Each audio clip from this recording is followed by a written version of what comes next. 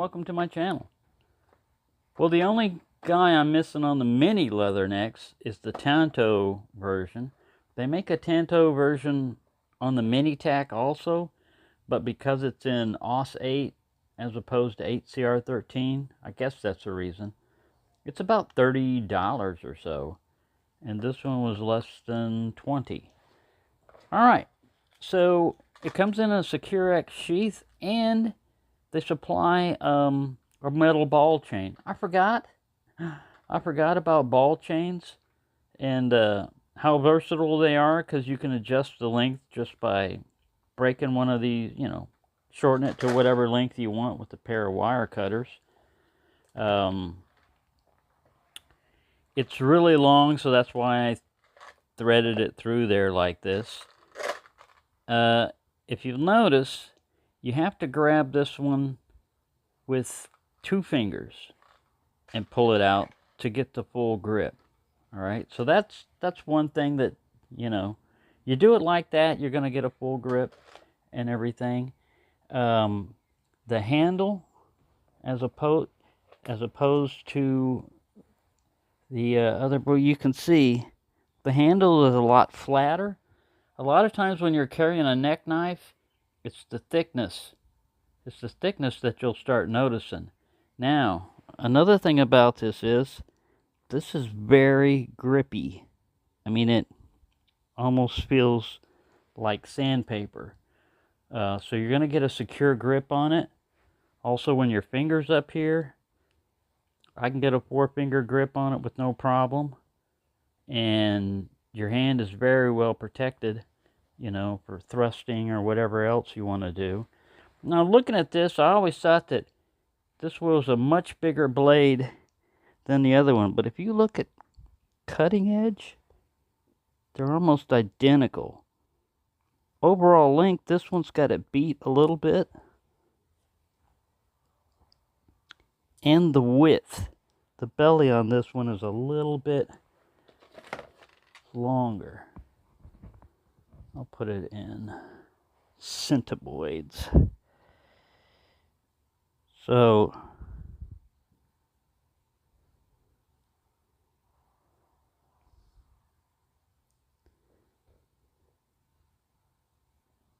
.27 centimeters as opposed to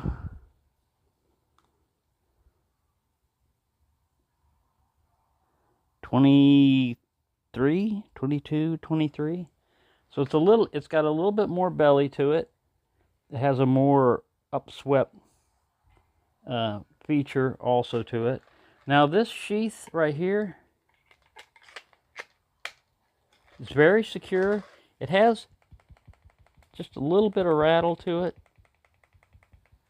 And again, it's Kydex or Gryvex or whatever, fiberglass reinforced nylon. So when you pull it out, it makes some noise. That may or may not be an issue. That's kind of like in self-defense. The sound of a shotgun rack in a chamber is a pretty good deterrent. If you want to deploy this guy quietly, you're going to have an issue. Maybe, by the time you need to use it, if it's going to be for self-defense, you're not going to care about that noise. But there's a big difference between that and this. I mean, that's very quiet. Also, when this knife comes out of a leather sheath, it doesn't make any noise. Maybe it makes some noise and I can't hear it because I've lost a lot of my frequency range, but I don't hear anything. This is kind of noisy. So, oh man, I just poked myself, and it is sharp. I don't mind the sheath that bad. Also, it does dull the edge, but if when you grab it, you push the towards the spine and pull out, you're going to have less of a possibility of doing it. But you see that right there? See that?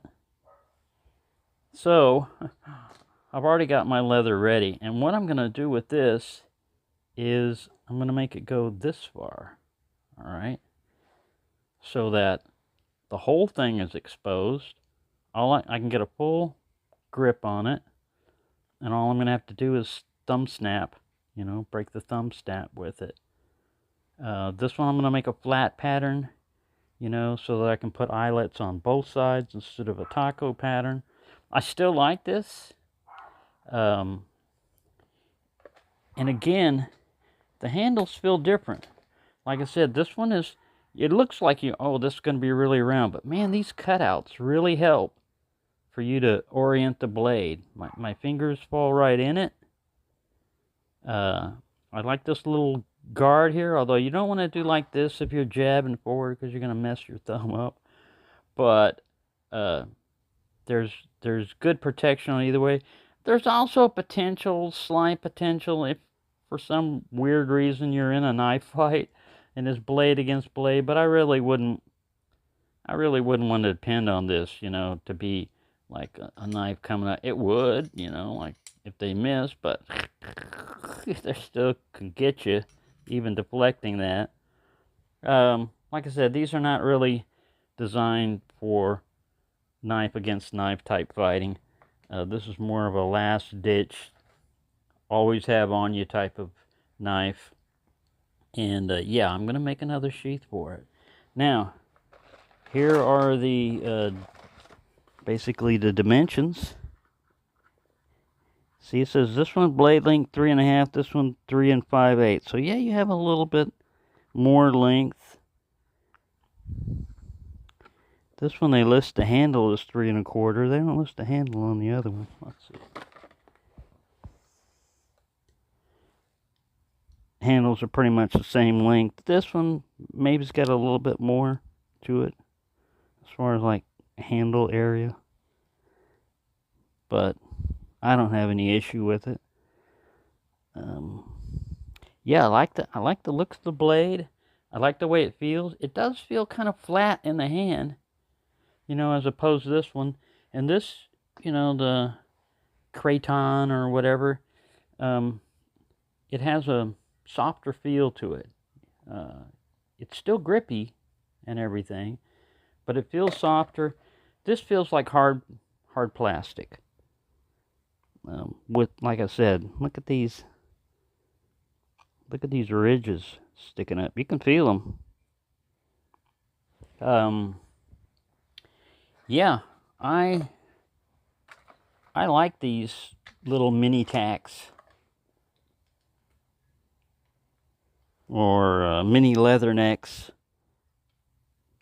It's just a really useful size to have on you at all times because, again, you know, when it's hanging from your neck, all you gotta do is pull down.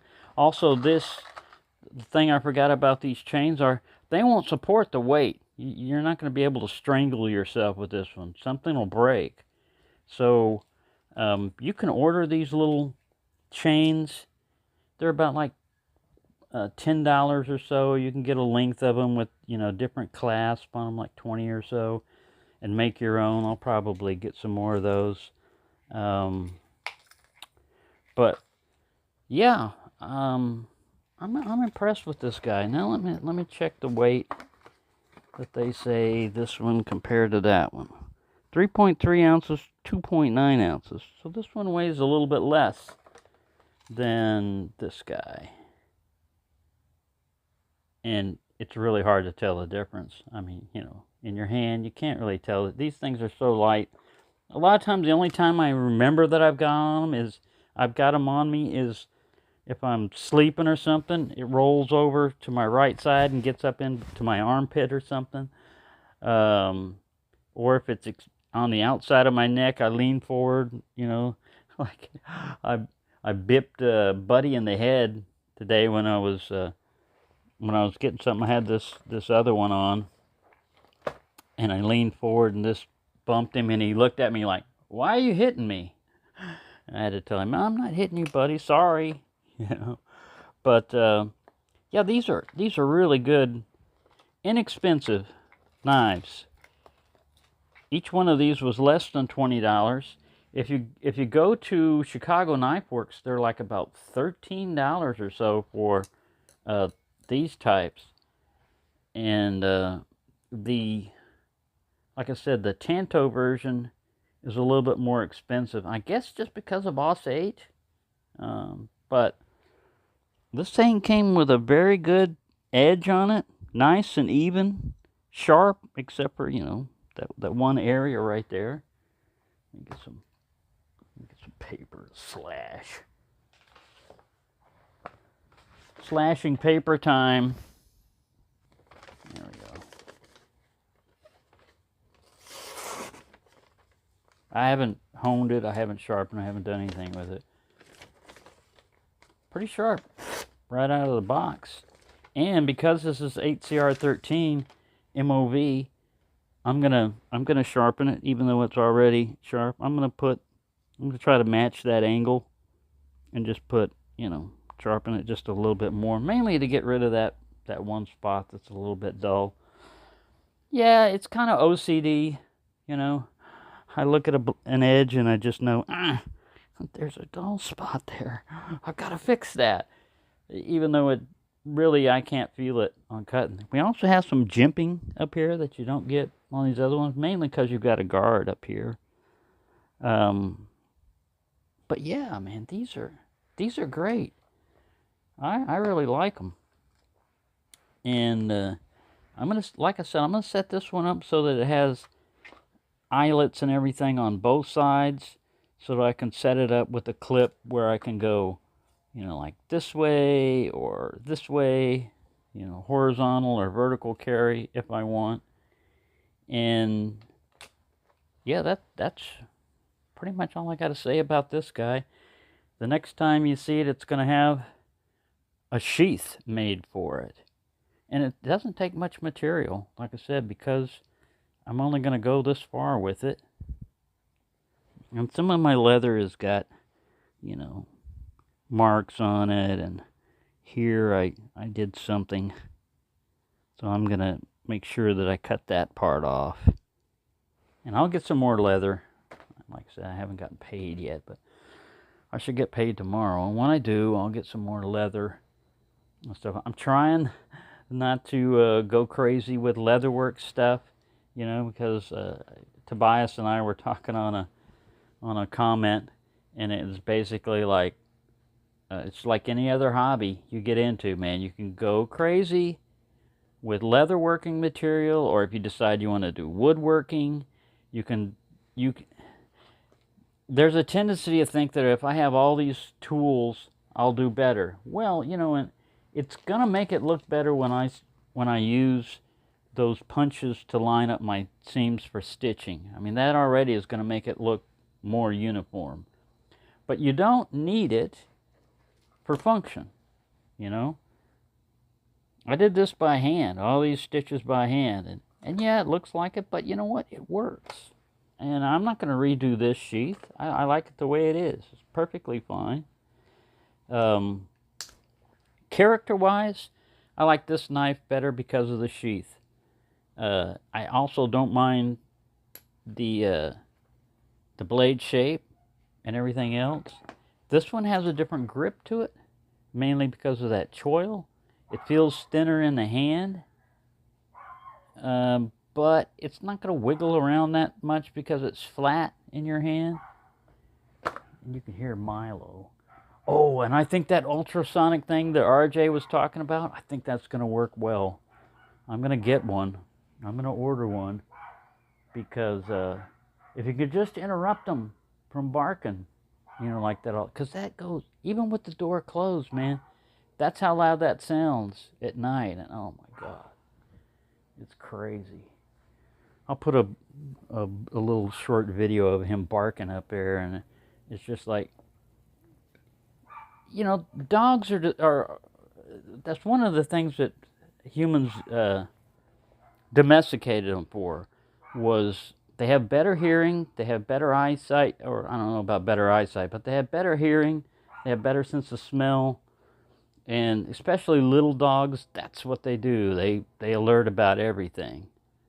And I mean, you can't you can't blame them too much for being what's in their DNA, you know, to bark and stuff. But it all depends on the owner also.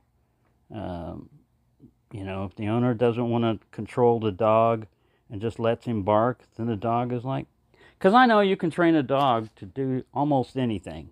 You know, you can train them only to bark on certain occasions.